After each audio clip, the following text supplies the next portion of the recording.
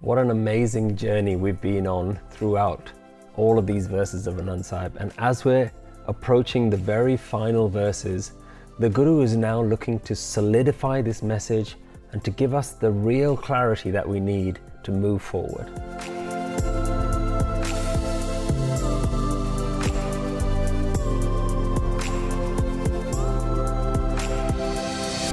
Verse 38 begins with, Hari placed life within the cave and played the flute with breath.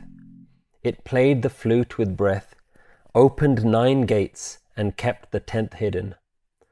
One who is given affection for the Guru's door is shown the 10th gate. There lies the name in infinite forms and the 9 treasures whose limit cannot be found. Says Nanak, the beloved Hari placed life within the cave and played the flute with breath.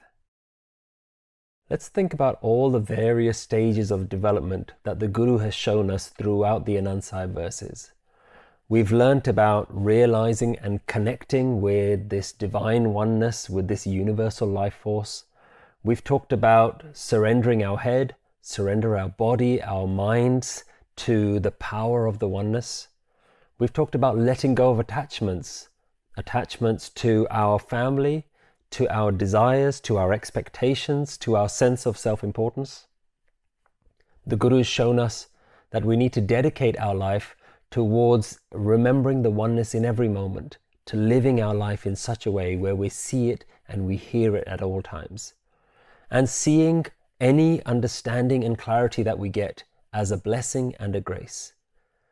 And when we follow all these stages, when we begin to adopt all the various teachings, we realize that what the Guru is trying to do is to give us a flowering mind, a transformation of the mind, so that our life may become a melody, so that we may become an instrument, a musical instrument for the divine.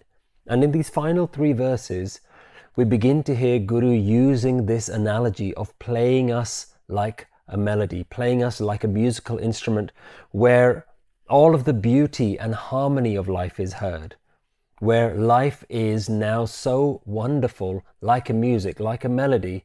And that's happened because the Guru has broken all of our bonds. And it leads us back to a state of bliss and euphoria, which is where the Anand Sahib was written from. The Anand Sahib is written from this state of bliss. The very beginning of Anand Sahib was Anand paya meri maaye Satguru mein paya. Bliss has emerged, O my mother, I have obtained the true Guru. So the Guru has taken us from our state of darkness into a state of euphoric bliss, and we go full circle back to now understanding what Anand Sahib is all about. And this is where the 38th verse is leading us. Guru begins by saying, Har jee-o gufaa andar rakh-i-aa, vajaa pavan vajaa-i-aa. Hari placed life within the cave and played the flute with breath. So in so many verses, and in particular the last few of Anand Sahib, the Guru has been saying time and time again, the life has been placed within you, the light has been placed within you. And again, the same is being reinforced, this message, is that the divine's own light has been placed within you. And so what this begins to give us clarity for is you are not just an ordinary individual. You're not just an ordinary person. The very essence of you is divine. The very essence of you is extraordinary. So elevate yourself, not the separate ego self, but elevate yourself to the higher state of what you really are. Move away from this mundane understanding of what you are. And the only difference is that we're simply not aware. You're not aware of your own divine nature. It's like someone who has been locked out of their own house for such a long time that they forget what's inside their house, and they start now going around in the wilderness trying to find their home, trying to find a space that they can call home again. And the Guru is always telling us that you need to go back into who you are, understand the root of what you are. And Guru is saying that life was added to illuminate this body, this human body, illuminate the cave of the human being, and breath was added to give a voice to it, to give a sound to it, to play this instrument like a flute. And the Guru has used this word vajaa. Vajaa just means a wind instrument. And the Guru is saying that we are just an empty vessel. We're not making our own sound. We're not making our own decisions in life. We're not in control of what life is doing. Life has a way of just playing us. And we either are in resistance to that, either we're in opposition to that idea, or we're letting go to that idea and we're allowing life to play us. And in the same way, we are just an empty vessel. The only difference between the ones who are awakened and those who are not, the ones who are not are like the flute that believes that it is the creator of its own music. Think about the flute. Does the flute have the ability to create any music? Or does it just need to be a vessel for the musician to play? This idea of the musician playing us has actually been clarified very beautifully in a verse by someone called Bhai Guru Das Ji. And we have Sikhs within the spiritual tradition who were around during the times of the Gurus, who were so well respected that we even learn from them. We learn from their Bani. So their writings are not included in the writings of the Gurus or the Pargats in Guru Granth Sahib. But the writings of Bhai Guru Das Ji are so revered because Bhai Guru Das Ji is seen as one of the most respected Sikhs. In fact, during the time of the fifth Guru, Bhai Guru Das was the one who was chosen to be the scribe, to write down every single verse of the entire Guru Granth Sahib as the Guru was narrating it. Bhai Guru Das Ji was writing it down. So think about someone like that who has such a close relationship with the Guru that they are the one chosen to write the very first Guru Granth Sahib that's ever been written, was written by Bhai Guru Das Ji.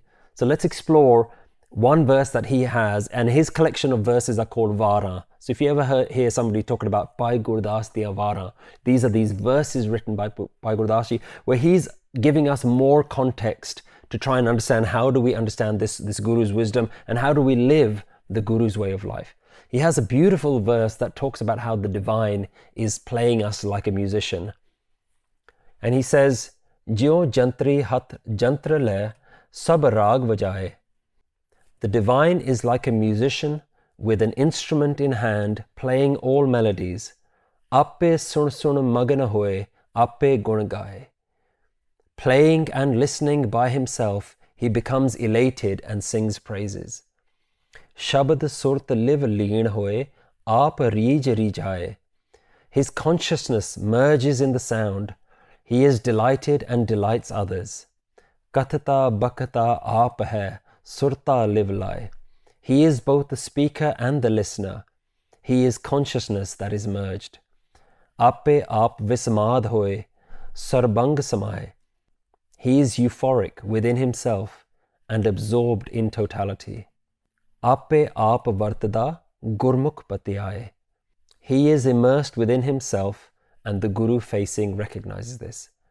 So Bhai Guru Das Ji very beautifully explains that the way in which the divine works, the oneness works, the life energy, is that the life energy is blowing and playing every single instrument in the entire universe. All of creation is like this orchestra with one single person playing every single instrument, and everything is working in this beautiful harmony. And it's so beautiful that the musician gets lost in the music. The musician is so intertwined with the music. The consciousness of the musician and the music itself begin to merge itself, and it is enjoying its own flavor. It's enjoying its own melodies, its sound. Its sound is so beautiful that it completely gets lost within it. And it's only the one rare person, the Gurmukh, the enlightened mind, that is able to recognize and see it in this way. And so the Guru is basically teaching us this message again, that God is the musician, playing us all as an instrument to the song of life. It reminds me of how you sometimes see dancers from the Sufi mystical tradition, where they are whirling, they're called whirling dervishes. The dervish, the one who is spinning and spinning to the sound of music, and they go so deep into the music, so deep into the spinning, that they become one. They become one with the music. They spin so fast that they just disappear. They lose their sense of self. They lose their ego and just dissolve into the music and into the spiritual songs. And so this is the final realization. This is the end of what the Guru is trying to make us do. and realize that we are not this body. This body is not ours. It is the final dropping of the ego to realize that God is playing us. We are just an instrument for the universe. If you don't like this word God, because I throw it in every now and then, but I know some people are uncomfortable with it, other people are very comfortable with it. But if you just see it as life, see it as universe, the universe is playing you. Not playing you and playing against you.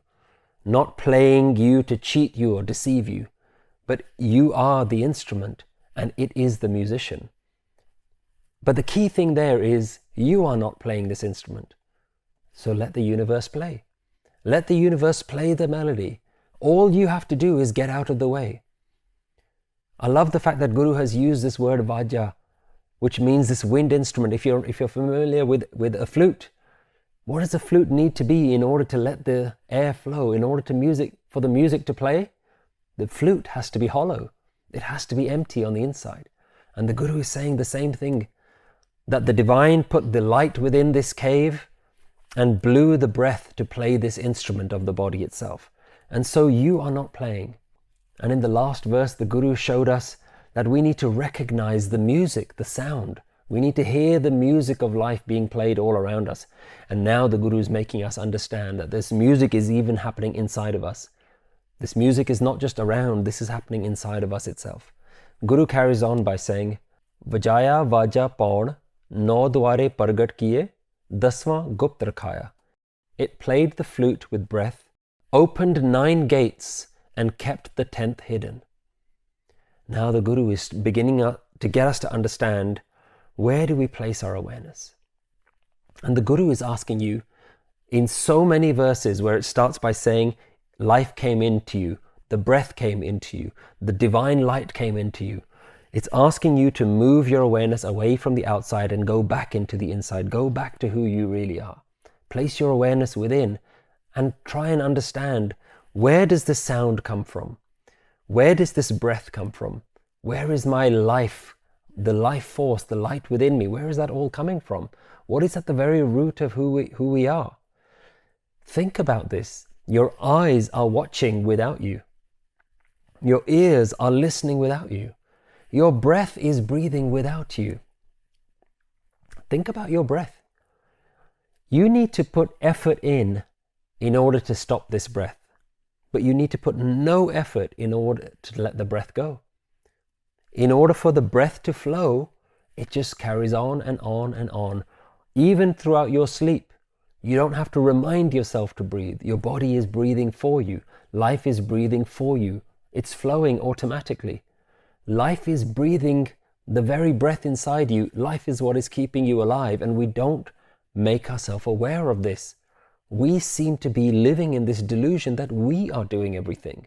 And even though we may understand the biology of it and say, of course, my body is breathing for me, but we never contemplate the miracle of it all, the beauty of it all, the beauty of your heart beating without you being involved. Can you really say it's your heart? The beauty of your lungs breathing air. Can you really say this is your breath? So all these things are happening. Life is playing the instrument of your body.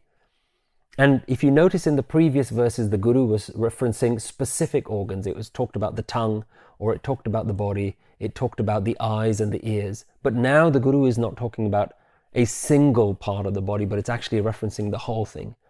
And the way it's talking about it is by saying that the whole body needs to be working in unison. You need to be working towards a single goal, and that goal is to recognize that you are part of this oneness. And the way that the Guru does that is Guru talks about this 9 gates, which are 9 different parts of your body. And these were left open, the Guru says, when you were created. So let's have a little bit of a thought as to what we're talking about. The 9 gates is just another way of talking about the human body. It talks about 9 different entry points, 9 different ways in which the inside of your world explores the outside of the world. So let's explore what these 9 gates are. So it's your your 1 mouth, your 2 eyes, your 2 ears, your 2 nostrils, and then your 2 excretion and reproductory organs. So those are 9 different vessels, 9 different channels from the inside to the outside of the body. And the mind is constantly distracted by these 9. The mind is constantly engaging with the world through these senses, through these various things. And the way we perceive the entire world is through these 9 different gateways. So the 9 gates can be seen as gateways to the outside world. And what the Guru is doing here is Guru is referencing the old Indian ancient spiritual model of a human being. If we think about what is a human being made out of, how did the human being come about? What is the way in which we are all created? This is this model that the Guru is talking about. And we've seen this being referenced in various parts of the Anand Sahib, but I can summarize it here for you. And the model of the human being goes in a couple of steps. The very first step is that life force or spirit was combined with mind and body. So we all say mind, body, and spirit. We are mind, body, and spirit. So spirit had to enter the mind and body, these 3 things combined. But as soon as these 3 things combined, something was born, and that something was this I am. This illusion of the I am was born.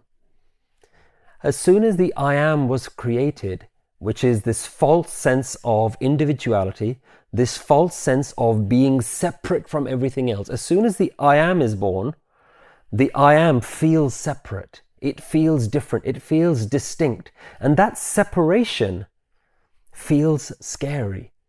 And so with the I am being born, there are so many other things that are born as well. It feels incomplete. It no longer feels like it's part of something. It never feels fulfilled. It feels unfulfilled. The I am feels fear, uncertainty, anxiety, longing for union with something, longing to be fulfilled, longing to be stable and peaceful. So spirit is born into the body, the first step. The I am is born and it starts to feel uncomfortable. That's the second step. And the third thing that it does then, the I am then tries to solve that problem. It tries to resolve the feelings of discomfort.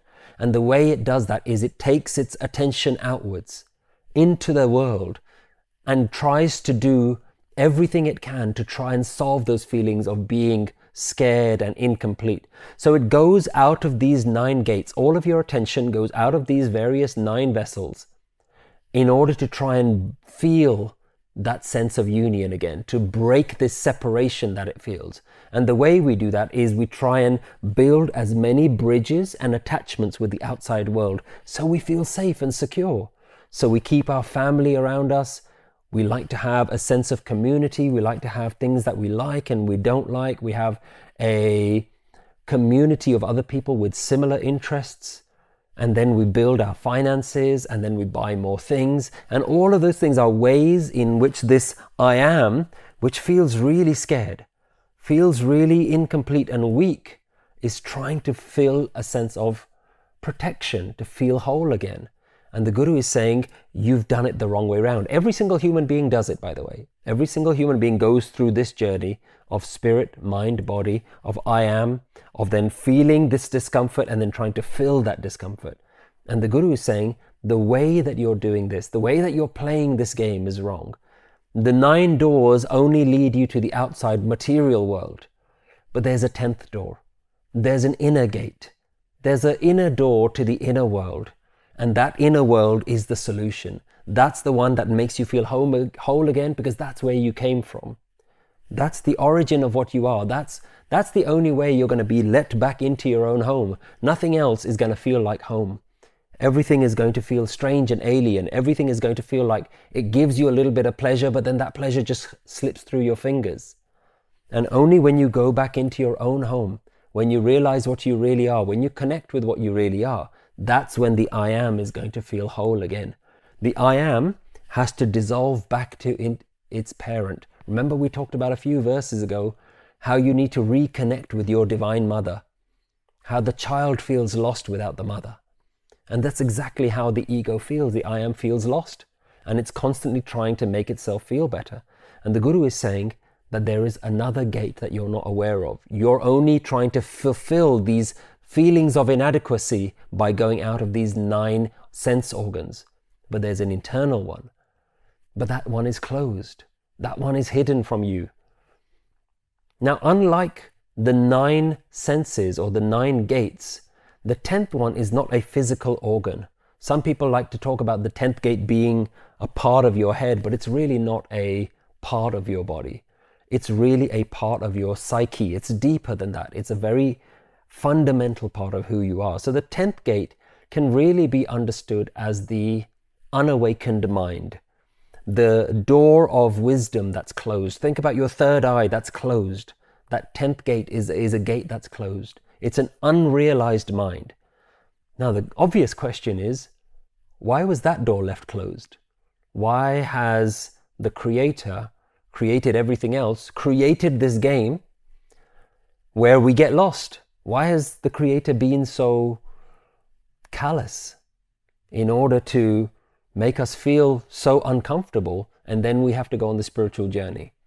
And as soon as we ask this question, it's so obvious a question, because what we're trying to do is we're trying to work out, hang on, what kind of Creator is this? What kind of God is this? Is this a cruel God? Should we even be following this kind of Creator? Should we even be trying to connect back with this? What if this creative force is cruel or evil? And that's where we've gone into duality again. As soon as we've done that, we've broken this oneness. We lock ourselves back in the outside world. We lock ourselves back into this materialistic idea of who we are. And the truth of the matter is, God, or however you want to understand it, is not doing it against you. This is where the Guru has said time and time again, it is playing with itself. It is the musician playing the music. It is the person playing the game of chess against itself. It's not playing it against you. And once we realize that we are just pieces on a chessboard, but when a character gets moved or a piece of the puzzle gets moved around the board, the player isn't being mean. The player is just playing, just enjoying the game. There isn't a you and a me. There isn't an us and the divine. There is just the divine. So the more you ask this question of why, if you're trying to explore this idea of why, what you'll find is you will just go deeper and deeper into your own sense of separation, into your own individuality. You'll go and cement yourself deeper into your own ego. And the Guru is saying, this isn't the right way. Right at the beginning of Japji Sahib, Guru Nanak Ji talked about hukam and how hukam can't be explained. Hukmi hovan akar, hukam na kee-ay jaa-ee. The divine system created everything, and the divine system cannot be explained. And that's what Guru Nanak has been saying, and all the Gurus have been saying. This message has been the same. You can't understand why the universe is the way it is, but we can help you escape this incorrect way of living life. The analogy that you may have heard me used in other talks is as though you are in a prison and the Guru comes and says, I have a key, I have a way to get you out of this prison. And you say, fine, you have a key, but I don't want to go. I first want to know why I'm in prison. And the Guru is saying, I can't explain why you're in prison, but I have a key and I have a map and I've lined out the path. And there are so many others that have gone down this path and they've escaped. Do you want to escape? And so that's a real question that you have to ask yourself. Do you want to escape the prison of your own ego? And the Guru is standing there. And as long as it takes for you to decide that you're ready, the Guru will be there. The Guru is there for you to escape this ego, this understanding that I am me and I am nothing to do with anything else. That understanding that causes you all of your suffering, the Guru is saying you can get out of that way of thinking. If you are blessed, if you are lucky enough to have that thought trigger in your head that says, I'm ready to get out of this prison. When you're ready to play the game in the right way, the Guru goes on to say, gurdu-aaray, laa-ay, pavnee, iknaa, Dasam Dwar, dikhaa-i-aa. One who is given affection for the Guru's door is shown the 10th gate. So you need to have this trust. There's an interesting word that's being used here, bhaavnee, which I'm translating as affection, but it's more than that. It's more nuanced than that. It is a complete love. It's a total trust. It's a surrender, and requiring you to surrender to the Guru is what's being spoken of here. Awakening needs that trust.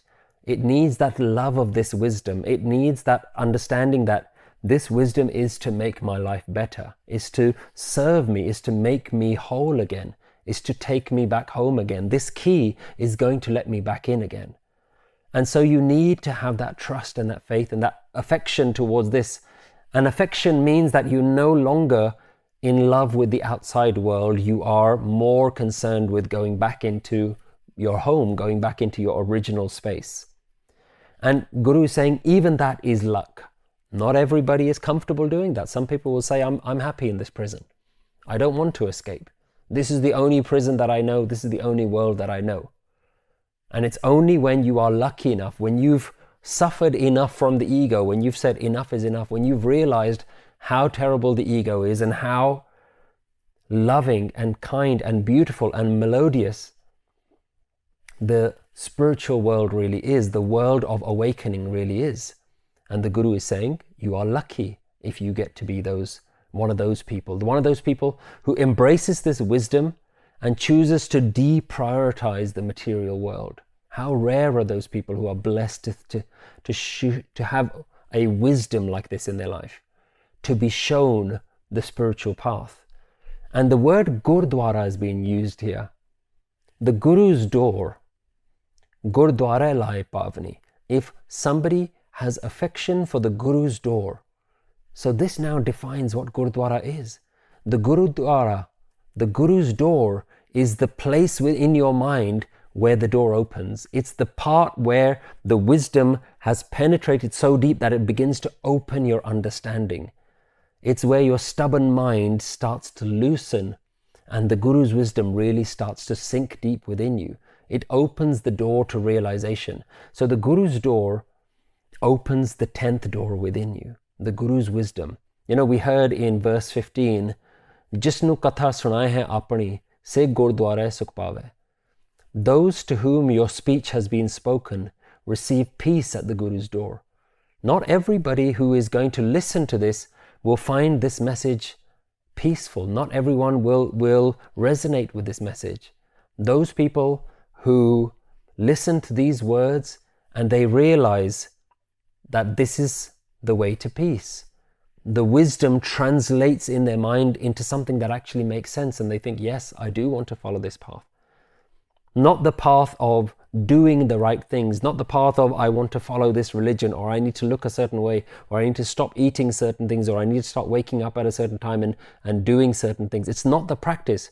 It's what the practice allows you to open within. All of these so-called religious practices, the things that everyone who looks at the Sikh tradition is completely frightened by and say, I don't want to look like that, I don't want to speak like that, I don't want to give up my entire life. What they're not seeing is that spiritual practice is to unlock a way of thinking. And it's the unlocking that's the most important part. Otherwise, you're just wasting your time if you're not realizing that that's what it's really there to do. And the Guru is saying that this 10th door is the Guru's door. You have 9 doors, but the 10th one is the Guru's one. The 9 doors have been left open for you. 9 windows have been left open. But the 10th one, the Guru has the key. Only the Guru has the key to unlock it. So the 10th door is the Guru's door. Dasam Dwar is the Guru's Dwar. The Gurdu-aaray and the Dasam Dwar are the same thing.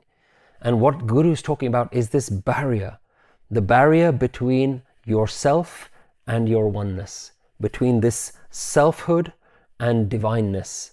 Between the ego mind or manmat and the Guru's mind or gurmat. What kind of mind do you have? Now the Guru then goes on to explore, why should we want to open this door? What's wrong with the 9 doors that we have right now? Surely life is good enough. And Guru's now giving us an insight into what it looks like. What is the experience of someone who has been awakened? Someone who's opened the 10th gate, the gate of wisdom. In the next line, the Guru says, Teh anayk roop naa-o niDh, tista ant na jaa-ee. There lies the name in infinite forms and the 9 treasures whose limit cannot be found. The Guru talks about being in this awakened state. And the awakened ones, they see Naam, the name, the universal life force. I like to use this word force again and again because like in Star Wars where it talks about the force that's in every single one. It's a way for us to begin to understand what exactly are we talking about. When the Guru says you can see naam everywhere, what can you see? It's a recognition that there is this oneness that you can't quite see, and yet everything that you're seeing is the form of that oneness. Teh anayk roop naa-o navnid. There lies the name in infinite forms. The people who have this awakening, they see the life force in infinite forms. Everything that they see as the life force. They see as the universal force, the naam, the hukam, the universal power. They see that in every single person and in all places and in all shapes. And it says that navnid, 9 treasures open. This door opens a gate to 9 treasures. Now, again, these 9 treasures are just a historical measure of success for human beings. For all human beings, there are some very fundamental ways in which all human cultures have measured success. And this is summarized in something called the 9 treasures. And when we look at some of these things, you'll be very familiar with how you define your own success. So it talks about the 9 treasures of life are things like gold and silver or precious metals, gems and diamonds, good food, fine clothing, political power, success in business, having access to good music and fine arts, having family and status and children all around you. And if you think about it, as ancient as that list of 9 treasures is, almost every single hope and desire of the human being throughout time and even today can be categorized into one of these 9. All of our hopes for peace and pleasure fall into one of these. Either it's through riches or it's through experiences of good food and good clothing and arts and music, or it's through family or success in business. Even today, we haven't really evolved that much. Mankind's hopes for peace and pleasure is still in these 9 treasures. And the Guru is saying the 9 gateways of the human body are being used to go and search for the 9 treasures. And the Guru says that's not the way to live life. That's the way every single person is living life. But the way to live is to look in another direction. The Guru guides us to look elsewhere, to open a 10th gate. And when you open the 10th gate, all the other treasures that you were seeking for are found there. It doesn't mean that when you become spiritually enlightened, you're going to wear great clothes or you're going to have unlimited riches. It means the happiness, the peace, the bliss that you hoped would be in all those things will be found by just opening one door. By opening the final door, you will find the peace that you were hoping to get from all the other things. In Sukhmani Sahib, it talks about the 9 gates. It says, "No nidh amrit prabh ka naam." The 9 treasures are in the nectar-like divine name. Dehi meh iska bisram. Within the body is where it resides. The 9 treasures that you're trying to use your body to go and get, you're using your 9 channels in order to find these 9 treasures. The Guru is saying the ultimate treasure is naam, the awakened way of thinking. And naam exists within your body. You can't go outside. You can't use your eyes or your ears to access naam. Naam is something that exists within you, and when you unlock that, it unlocks all the treasures itself. So Guru is giving the utmost clarification now that in order to attain peace, one has to finally stop looking outside. Stop relying on the external life changing. Stop relying on the world being different in order for you to feel better on the inside. The Guru is saying time and time again, this is not the way. You need to realize that that's the way that you've been doing it all this time. And the way to really achieve it is to go within yourself. And when you go within yourself, you will find something that tisda ant na jaa-ee paya, the treasures whose limits cannot be found. Once you open this gate, it opens a gate to limitless gifts, a gift that keeps giving, a peace that does not fade. All the peace and happiness from the world outside you fades, it disappears. This is a peace that will never fade because you're not relying on anything changing on the outside in order for you to dip into this pool of peace and serenity. And Guru ends this line by saying, "Kahe Nanak, har pyare jee-o gufaa andar rakh, vajaa, pavan, vajaa-i-aa. Says Nanak, the beloved Hari placed life within the cave and played the flute with breath. Guru is saying, fall in love. Har pyare, that loving divine oneness, the one that you love so many other things, fall in love with the very essence of what you are. Fall in love with life, life within you and life all around you, that same oneness. Stop resisting and start rejoicing with every single breath, because life is playing every single breath. Life is playing your body as an instrument. And the truth is, you don't know how many breaths you have left. You don't know how many more songs the musician is going to play. So enjoy now, listen to the melody now, let go, and find peace. Answer the following questions either by writing them down or discussing them in your groups. What worldly treasures are you still hoping to achieve in life? How can we stop our minds being distracted by external pleasures? What is your understanding of the Dasam Dwar or 10th gate? How can we balance a spiritual mindset while still living in the real world?